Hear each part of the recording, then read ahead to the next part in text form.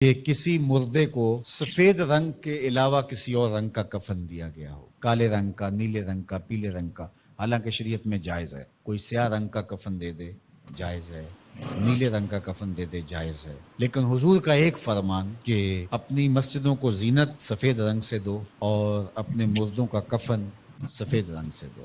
سفید رنگ سے کفن دینا مستحب ہے، لیکن اگر کوئی اور رنگ سے کفن دے دے تو وہ بھی جائز ہے۔ لیکن ہم نے وفات کے موقع پر کبھی اس مستحب کو بھی ترک نہیں کیا، یعنی غم کا موقع ہو تو ہم مستحب بھی ترک نہیں کرتے، اور شادی کا موقع ہو تو صرف ایک نکاح رہ گیا ہے جو سنت کے مطابق، باقی ہماری پوری شادی کی رسوم و رواج جو ہیں وہ ساری شریعت سے متصادم ہو گئی الا ماشاء اللہ۔ باقی صرف نکاح رہ گیا، وہ بھی لوگ کہتے ہیں وہ پہلے جا کے مسجد میں کر آئیں تاکہ یہاں یہ تکلف بھی نہ ہو، اور وہاں پوری ہماری شادی کی تقریب جو ہے وہ ہماری مرضی کے مطابق۔ یہ خاندانی رسم ہے، یہ ہم نے میڈیا پہ دیکھی تھی، یہ سوشل میڈیا پہ دیکھی تھی، یہ ہمارے ایک دوست کی شادی پہ گئے تھے، یہ ہم نے وہاں دیکھا تھا، اور کتنی تہذیبوں کا مغلوبہ بنا کے ہم ایک تقریب کرتے ہیں اور اس میں ہماری خواہش ہوتی ہے۔ ہم شریعت سے نہیں پوچھتے کہ شریعت اس کے بارے میں کیا کہتی ہے۔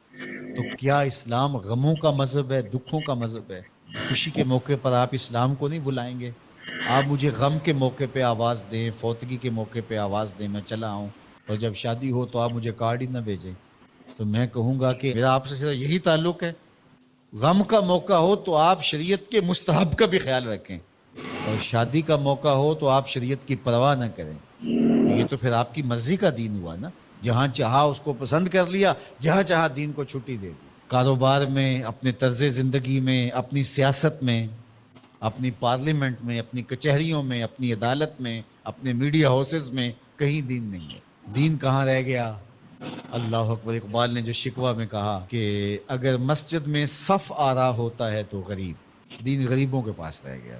دولت بڑھتی جاتی ہے تو دین بھی مرضی کا ہوتا جاتا ہے۔ مولوی صاحب کو پابند کرنے چاہتے ہیں لوگ کہ آپ اس طرح کا دین دے جس طرح ہم چاہتے ہیں، تو یہ تو اپنی خواہش اور آرزو اور تمنا کا نتیجہ ہوا۔ تو اللہ فرماتا ہے پھر یہ کیا ہوگا اگر تم ایسا کرو گے تو آخرت رہی، وہاں تو اشد عذاب تمہیں ہوگا ہی، دنیا میں بھی تمہارے لیے خزی رسوائی ہے۔ اور آج ہمارا مسئلہ کیا ہے؟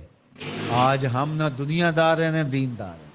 کافر تو سیدھے سیدھے کافر ہیں اور اپنا ان کا نظام ہے اور اس نظام کے مطابق چل رہے ہیں، اور ہم کیا ہیں؟ ہم رادے بٹیر رادے تیتر، کبھی ہم کہتے ہیں ہم مسلمان ہیں اور کبھی کہتے ہیں نہیں ہم جدید تہذیب کے نمونے ہیں، اور ہم اس صورت کے اندر اپنے آپ کو دکھانا پیش کر رہے ہوتے ہیں۔ تو ہماری شکلیں روز بدلتی رہتی ہیں۔ مسجد میں آتے ہیں تو ہم ٹوپی پہن لیتے ہیں اور پھر ہم ٹوپی بھی وہیں چھوڑ جاتے ہیں، اور میں کہتا ہوں نماز بھی وہیں چھوڑ جاتے ہیں۔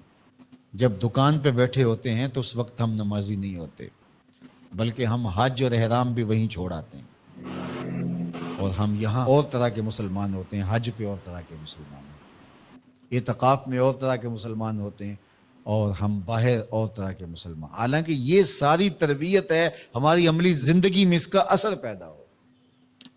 جب سجدہ کریں تو سجدے کا نور لے کے گھر پلٹیں، جب رکوع کرے تو رکوع کا جمال ہمارے ساتھ سفر کرے، جب حج کرے تو حج کا نور ہمارے ساتھ اتر کے آئے اور ہم اس کو معاشرے میں بانٹیں، اعتکاف کا جمال ہماری طبع کے اندر راسخ ہو جائے اور ہمارے اندر جو ہے وہ نور بکھیر دے۔ تو مسلمان کا دین اور دنیا الگ چیز نہیں ہے، مسلمان کا دین اور دنیا ایک ہی چیز ہے، اور وہ اکٹھے چلتے ہیں، اور ان کو جدا کریں گے تو پھر چنگیزی کے علاوہ کچھ باقی نہیں رہے گا۔